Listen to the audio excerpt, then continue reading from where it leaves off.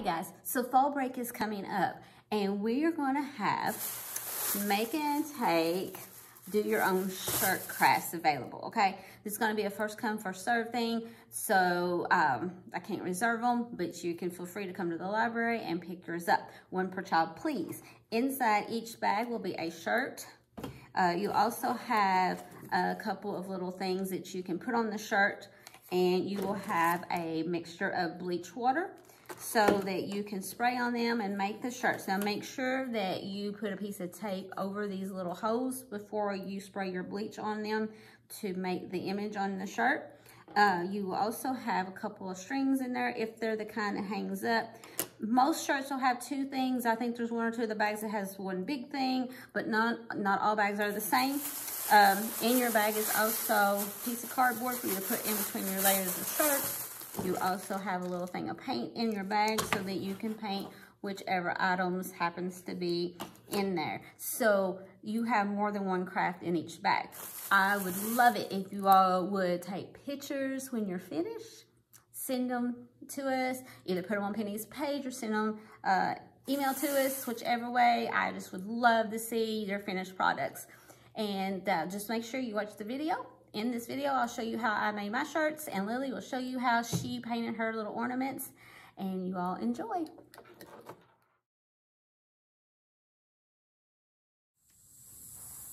Hey guys, so today we're going to try a experiment, so bear with me and we'll see how this turns out. So to start with, I have a plain black t-shirt. Do you want to remove the label from your shirt? You also want to put a divider in between the layers.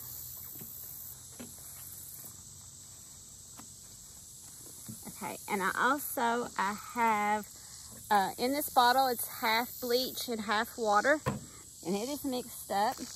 And I have some stencils, and I have, because I love coffee, I have these wooden ornaments that I'm going to take one. I'm going to make sure I put a piece of tape over this little hole right here so that it doesn't have that hole once I get it set up.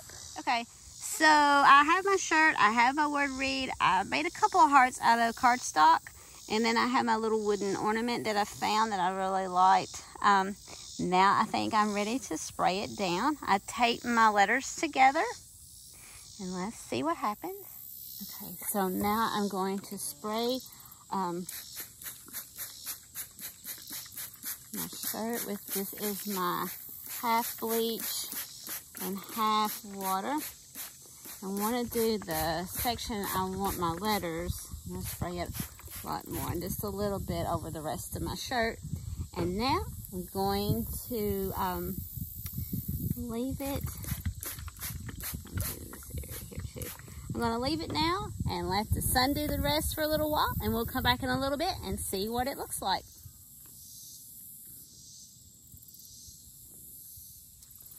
Alright, so now I'm going to remove my cardboard from underneath my shirt. And I have a shirt that says read. I have my hearts and my mug of coffee on here. So the next thing I need to do is take it and toss it in the washer, and then I am good to go. Okay, so now I'm going to try to make me a Halloween shirt. So those of you who know me, you know that I just really love Halloween. So I'm going to try to do a Halloween shirt next. Alright, we are going to take plain black t-shirt. You can use any color that you want. Make sure you remove the tag from the shirt. I'm going to make sure I put a piece of cardboard in between the layers. Now, I bought this for $1 at the Dollar Tree. It had a little thing you hang it up with, so I want to make sure that I'm going to cover my hose, because I don't want there to be little holes there where that was at. But when I'm done, I can go back and stick it back on there and use it to hang it up later. Alright, so I want to lay this center of my shirt where I want it. Alright, and then I have mixed, this is half water and half bleach. Okay, now that I have my shirt like I want it, I'm going to attempt this. We're just going to spray the bleach water over. And just a little down here. And then we are going to go off and let the sun do its thing and dry this out for me. Okay, so now I'm going to remove my cardboard from under my shirt. And voila. Now I'm going to take it in, toss it in the washing machine, and then I can wear my Happy Halloween shirt. Thank you guys so much for joining me for this here attempt to see how mine would turn out. Hope you guys try it at home too. So I'm very happy with the way my shirt turned out, and very happy with this one too. So hopefully you guys can try making you some bleached out shirts, maybe use some different colors. Make sure you share pictures so we can see how yours turned out. Thank you guys so much for joining me.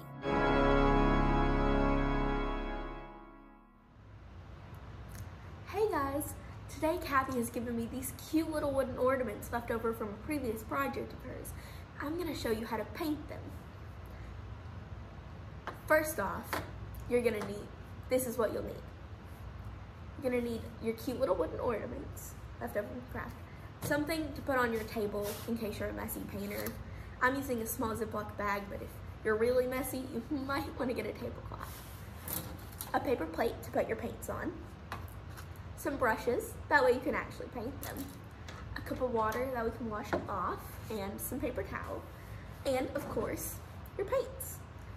I'll be letting you know which colors I use as it goes. We're gonna start off by covering these little things. These little wooden ornaments are pretty absorbent with paint. So I'm gonna start off by giving a good base coat. I'm gonna do white on this one because I'm gonna make it paint on top of it colors that are pretty light. But for this one, since it's a witch's hat, I'm gonna paint black on it and just go ahead and cover the whole thing. Now that you've got a good base coat of white on your mug, it's time to decide what color you like. I'm gonna go for a light gray colored mug, but you can make yours as colorful as you want. I'm also going to put sort of a dark orangey, sort of pumpkin spice latte color in on the top, and then just do white whipped cream. But you could add sprinkles or a pink drink inside, anything you could imagine. That's the beauty of painting. I'm gonna start by deciding where I want my mug to start. Isn't that funny? Start by figuring out where I want it to start. I'm just gonna make a big swoop right where I think the whipped cream would stop and the mug would start.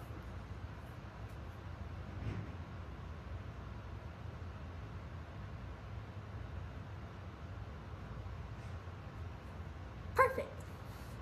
Now I'm just gonna fill that in and wait for it to dry. A lot of painting is waiting for paint to dry, funnily enough. Now, with my witch's hat, I could really stop here. It looks really cool just like this, but I'm a little extra. So I'm gonna go in and make a really dark gray. That way it's just a little bit lighter, so I can go in and add maybe some shadows or some detail. And I think I might try and add a little ribbon across the hat, just to give it a little pizzazz. While my witch's hat was drying, I went in with this sort of dark orange brown latte pumpkin-y color and filled in just where there would be a gap in the whipped cream and the mug. I went a little over the whipped cream because I'm gonna go back and fill that in. But you don't have to. If you can make that tiny little line, then you'd be good to go. We could stop here, but I'm a little extra, so I'm gonna add some shading, some detail, just simple stuff, so stick around for that. Now, for shading, I'm just gonna go in with like just a hair darker shade than what we used for our cup. and fill in some simple shapes. You don't have to make it overly complicated. So I'm gonna think about sort of where the light would be. I have light right here. Light will be on the cup, so there should be shade right about here, and just a little bit right here and there on the handle. It helps a lot when you think about where a light source would be, and it can also help, if you need to take a mug from your house and put a lamp up next to it so you can see exactly how the shade would fall on it. Just making sort of a swoopy line up, kind of like a very pushed in mountain.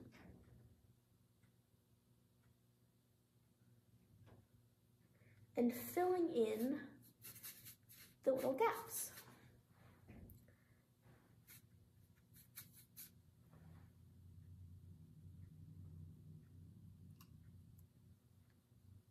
I think that looks perfect. And now that I'm done with my shading, all I have left is to tie the little ornament hanger. Ooh, I think our witch's hat's dry. Time to finish up on that one. So I have decided to go with a sort of dark or light, maybe, blueberry color for the ribbon. No, it's not very witchy or Halloween, but I think it will make a nice little addition. Plus, who says witches can't be festive? So I'm gonna do sort of the same thing I did when putting the drink in our mug, and just sort of making a sort of swoopy line through the hat, deciding how far up I want it to go. I think about there. Look nice. Perfect. Now all I have to do is let it dry and add a second layer because it's a dark hat and I'm using quite a light paint. So now that my ribbon's dry on my witch's hat, I'm gonna go back in with some of the pure black rather than the dark gray that I used, just to give a simple little shadow around the brim. At this bottom part, I'm just making sort of a, almost like swoop. I use that word a lot, don't I? A swoop, just like that. And then I'm gonna go in and sort of follow the line of the contours in the hat and fill that in. Not super detailed, but just a little something extra. Now that your ornaments are dry, all that's left is to tie the string on them or paint the back. I painted the back of mine a little different. That way I could show you how you could change it up. On the coffee cup, instead of making an orange drink with a gray mug, I made an orange mug with a green drink and did the exact same thing. And then I turned my witch's hat into a green wizard's hat. You can change anything you want on these and make them completely your own. And that's one of the beautiful things about painting. Hope you enjoyed this. Bye.